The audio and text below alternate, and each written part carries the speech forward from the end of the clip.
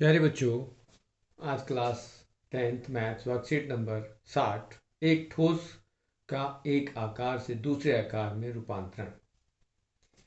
जैसा कि आपकी पिछली वर्कशीट में भी इसी तरह के क्वेश्चन थे कि एक ठोस को पिघलाकर दूसरे ठोस की आकृति में बदलना। आपस में आयतन बराबर होता है।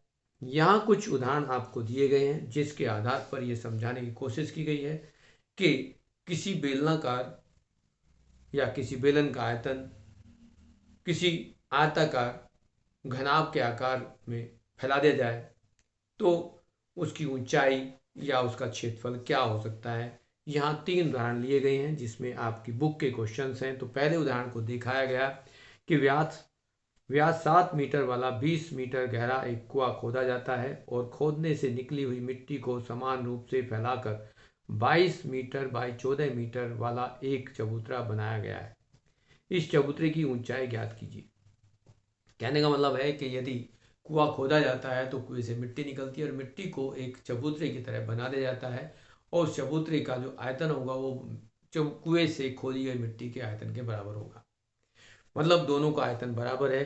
तो यहाँ हम चबूतरे की ऊंचाई निकाल सकते हैं जैसा कि आपकी वर्कशीट में दिखाया गया है। आप यदि देखना चाहेंगे तो ये आप एक बार देख लें कि आपके पास जो क्वेश्चन दिया गया है ये किस टाइप का है। आपको क्वेश्चन उदाहरण नंबर 1 में कुआं खोदा हुआ दिखाया जा रहा है कि ये कुआं इस तरह का है और ये एक आयताकार चबूतरा बना दिया गया। इन दोनों का आयतन बराबर है तो इस तरह से आपकी चबूतरे की जो ऊंचाई है वो 2.5 मीटर आ गई। यदि इसी तरह का दूसरा उदाहरण है और दूसरे उदाहरण में कहा जा रहा है कि एक नहर से पानी को एक खेत में डाला जा रहा है, सिंचाई की जा रही है। अब जो पानी नहर से आ रहा है वो खेत में भी फैलेगा और कितने क्षेत्रफल को वो में फैल जाएगा पानी, उसको निकालना है। तो पानी से जितना नहर से जितना पानी आया उतना ही पानी खेत में जाएगा और खेत में जो पानी की ऊंचाई दी हुई है और पूछा गया कि खेत कितना क्षेत्रफल जो होगा, खेत होगा या मैदान होगा, उसमें कितने क्षेत्रफल में वो पानी फैल सकता है। तीसरे उदाहरण में कहा गया है कि एक कुछ चांदी के सिक्कों को पिघलाकर एक घनाभ का आकार दिया गया है, उसमें कितने सिक्कों की जरूरत पड़ेगी। तो एक सिक्के का जितना आयतन होगा उसको n से गुना यदि कर दें तो हमारे पास उस घनाभ के आयतन के बराबर आ जाएगा। क्योंकि जो सिक्के हैं वो बेलनाकार आकार के होते हैं तो वहाँ पर बेलनाकार आकार लेकर के उसका आयतन निकालेंगे और उसको n से गुना करके घनाभ के आयतन के बराबर कर देंगे।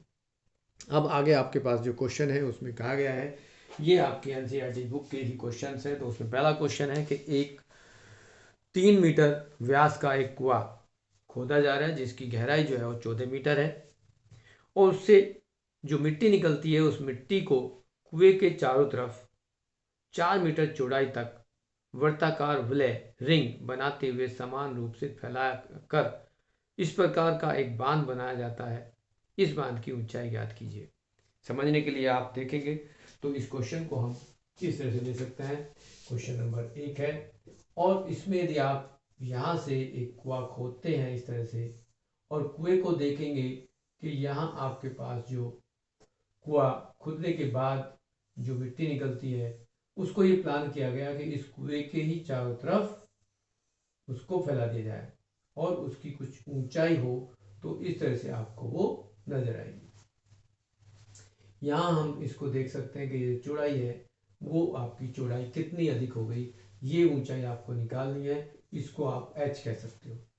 यहाँ कह दो h1 जिसको तुमने माना गया है कि इस चबूतरे की जो प्लेटफॉर्म बना है उसकी ऊंचाई h1 है, जबकि इस कुएं की ऊंचाई को आप कह सकते हो h2 और वो h2 जो है वो आपको दे रखा है 14 मीटर और ये आपको ज्ञात करनी है। जबकि इस दोनों की जो त्रिज्या है वो कुएं की जो त्रिज्या दी गई है, यदि हम कहें कि कुएं की जो त्रिज्या है वो क्या होगी,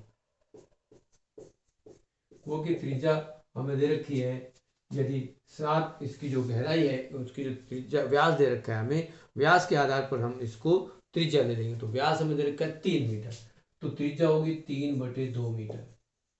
जबकि कुएं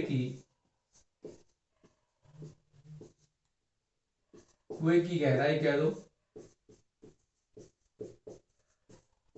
वो है आपके पास 14 मीटर।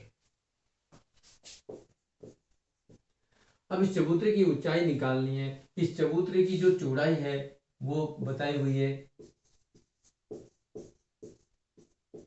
चबूतरे की चौड़ाई जो दी है वो 4 मीटर है। लेकिन अब देखेंगे कि यदि चबूतरे की चौड़ाई 4 मीटर है तो इसमें हमें दो त्रिज्या मिलेंगी। एक त्रिज्या तो ये मिली जो कुएं की है, जिसको आप R1 कह सकते हो, और R2 जो होगी वो R2 क्या होगी, जो R1 प्लस 4 मीटर के बराबर होगी। मतलब इसको 4 प्लस 3/2 कह सकते हो या 1.5 कह सकते हो। यदि हम इसको 3/2 लेते हैं तो इसको भिन्न में बदल लें, 3/2, 2 चौक 8 और 3 11/2 मीटर हो जाएगा। ये आपकी बाहरी त्रिज्या आ गई, बड़ी त्रिज्या आ गई। अब हमें क्या करना है कि ये जो भाग है आपका, इस तरह का जो हिस्सा है उसी पर मिट्टी डाली जाएगी और अंदर का जो कुआं है उसमें नहीं होगी। तो यहाँ हम इसका रिंग, एक छल्ला वलय जिसको हम कह रहे हैं, उसके क्षेत्रफल को निकालेंगे और तब हम इसको बराबर करेंगे। तो यहाँ हम कहेंगे कि जो चबूतरा बना, चबूतरे का जो आयतन होगा, चबूतरे का जो आयतन है वो कुएं के आयतन के बराबर होगा।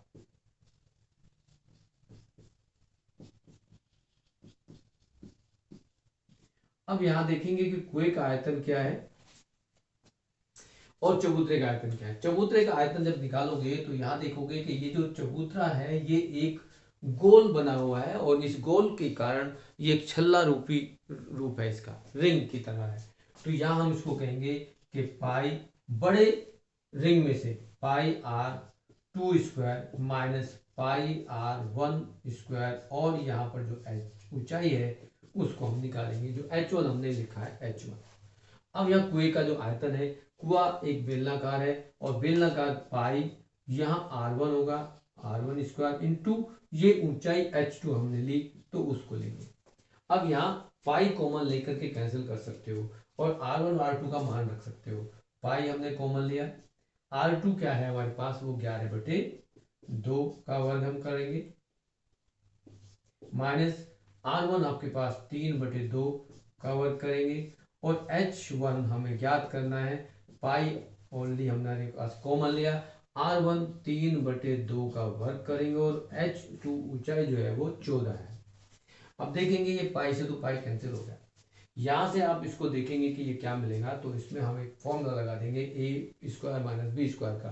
तो a प्लस बी और a माइनस बी 11/2 प्लस 3/2 एक ही आएगा और 11/2 माइनस 3/2 इसमें h ले लेंगे और यहाँ पर आपके पास 9/4 गुना 14 आएगा। अब आगे देखेंगे कि ये क्या आएगा, 11 प्लस 3 14/2 7 ही हो जाएगा और यहां से माइनस करेंगे 11 माइनस 3 एलसीएम लेंगे जब 8/2 4 होगा गुना h1 बराबर। अब यहां से इसको कैंसिल करना चाहोगे तो 4 से इसे कैंसिल करोगे तो 4 एक दूनी 2 दूनी 4 और 4 सत्ते 28 हो जाएगा सॉरी 2 सत्ते 14 हो जाएगा। अब आप इसकी और दूसरा भाग देखेंगे तो यहां से 7 और 4 को उधर ले जाएंगे तो यहाँ आपके पास क्या आएगा, h1 का जो मान होगा वो 9 गुना 7।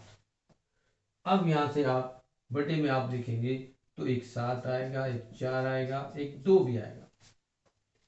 ये आपके पास जो ऊंचाई आएगी वो मीटर में आएगी, 7 से 7 कैंसिल कर सकते हो और ये आया 9/8। अब 9/8 को क्या लिखेंगे आप, 1.125 मीटर लिख सकते हो या 9/8 मीटर लिख सकते हो। तो ये आपकी जो चबूतरा बना जो कुएं के चारों तरफ था उसकी ऊंचाई आ गई। इस तरह से आप चबूतरे की ऊंचाई निकाल सकते हैं। अब दूसरा जो क्वेश्चन है उसमें क्या है, किसान अपने खेत को में बनी 10 मीटर व्यास वाली और 2 मीटर गहरी एक बेलनाकार टंकी को आंतरिक व्यास 20 सेंटीमीटर वाले एक पाइप द्वारा नहर से जोड़ता है। यदि पाइप में पानी 3 किलोमीटर प्रति घंटे की चाल से बह रहा है तो कितने समय बाद घंटे टंकी भर जाएगी। ये आपके क्वेश्चन ये पिछली वर्कशीट में भी था, आप वहां से इस क्वेश्चन को देख सकते हो। सेम क्वेश्चन है, यहाँ एक एरर है, यहाँ 20 मीटर लिखा हुआ है, 20 सेंटीमीटर करेंगे, बाकी पूरा क्वेश्चन सेम वही है। आप इसको ट्राई कर लेंगे, नहीं होगा तो पिछली वर्कशीट की आप वीडियो देख लें, उसमें आपको मिल जाएगा। क्वेश्चन नंबर 3, 32 मीटर ऊंची, यहाँ भी एरर है। इसमें क्या है, 32 सेंटीमीटर ऊंची और आधार त्रिज्या 18 सेंटीमीटर वाली एक बेलनाकार बाल्टी रेत से भरी हुई है। इस बाल्टी को भूमि पर खाली किया जाता है और इस रेत की एक शंक्वाकार ढेरी बनाई जाती है। यदि शंक्वाकार ढेरी की ऊंचाई 14 सेंटीमीटर, मतलब यहाँ क्वेश्चन नंबर 3 की बात कर रहे हैं हम, तो ये एक बेलनाकार है, बेलन बना दे और इसको रेत भरा हुआ है और इसको कन्वर्ट कर रहे हैं आप एक शंकु के रूप में, इस तरह से। तो जो आयतन बेलन का होगा वो शंकु का आयतन भी होगा, लेकिन ये दोनों बराबर होंगे। ये शंकु की ऊंचाई जो हमें दे रखी है वो h दे रखा है 24 सेंटीमीटर, जबकि यहाँ इसकी त्रिज्या हमें दे हुई है, त्रिज्या 18 सेंटीमीटर और ऊंचाई और बेलन की जो है वो आपको दी हुई है 32 सेंटीमीटर। अब हमें यहाँ त्रिज्या निकालनी है, तो यदि हम R1 R2 कह दें या कैपिटल R से लेते तो ये आपको निकालनी है। तो यहाँ बेलन का आयतन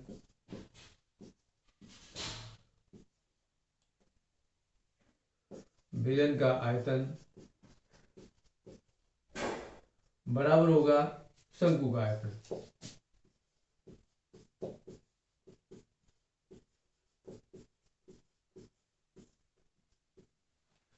अब बेलन का आयतन होता है पाई R स्क्वायर H। अब यहाँ ऊंचाई हम अलग अलग ले लेंगे। यदि हमारे पास ये ऊंचाई H है तो यहाँ कैपिटल H ले सकते हो। यहाँ पाई 1/3 पाई R स्क्वायर और H ले लेंगे। यहाँ कैपिटल H और कैपिटल R हमने ले लिया। अब देखोगे कि पाई से तो पाई कैंसिल हो जाएगा।